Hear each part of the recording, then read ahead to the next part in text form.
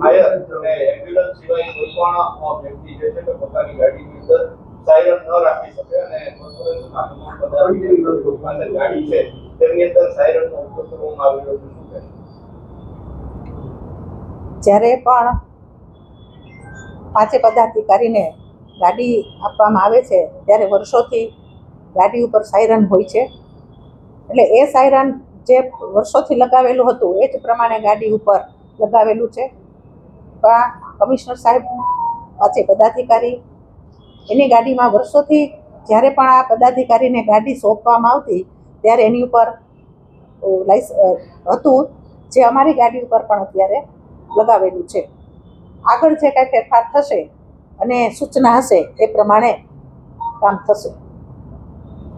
આરટીઓનો નિયમ છે કે ડિઝાસ્ટર વાહન હોય, એમ્બ્યુલન્સ હોય અને ઇમરજન્સી વાહનો હોય એ સિવાયના કોઈ પણ વાહનોમાં આ પ્રકારના સાયરન ન હોય તો હવે દૂર કરવામાં આવશે સાયરન, કારણ કે નિયમ વિરુદ્ધ છે, ગેરકાયદેસર છે. આરટીઓના નિયમ પ્રમાણે જો લેખિતમાં કોઈ હશે તો એ પ્રમાણે દૂર કરવામાં આવશે.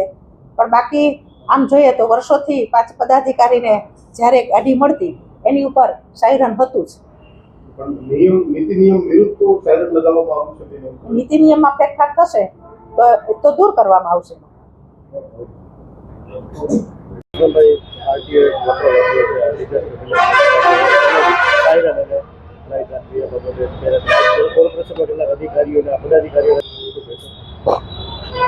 રાજકોટ મહાનગરપાલિકામાં 2011માં હું જ્યારે પ્રથમવાર વિરોધ પક્ષનો નેતા બન્યો હતો ત્યારે રાજકોટના કમિશનરને મેં એક આવેદનપત્ર આપેલું હતું. એ આવેદનપત્રની કોપી હજી મારી પાસે છે.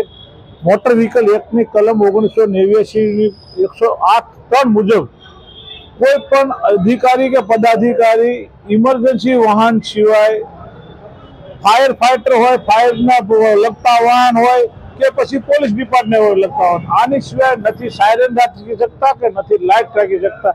પરંતુ રાજકોટ મહાનગરપાલિકાના ભાજપના શાસકો જે તે સમયે એવો મને વાત કરી હતી કે રાજકોટના વિરોધ પક્ષના નેતાને ગાડી નથી આપી એટલા માટે વિરોધ કર્યો. હકીકતમાં એ નહોતું. મોટર વ્હીકલ એક્ટની કલમની જોગવાઈઓ મુજબ હું બોલ્યો હતો અને યારે ફરી નથી માન્યા. અત્યારે કોંગ્રેસના આગેવાનને રાઇટ ટુ ઇન્ફોર્મેશન માહિતી માગી ત્યારે સ્પષ્ટ રાજકોટ આરટીઓએ લખીને આપ્યું છે કે આવા ઇમરજન્સી વાહન સિવાય કોઈ પણ રાખી શકતા નથી. પરંતુ રાજકોટના શાસકો હજી છોડશે નહીં.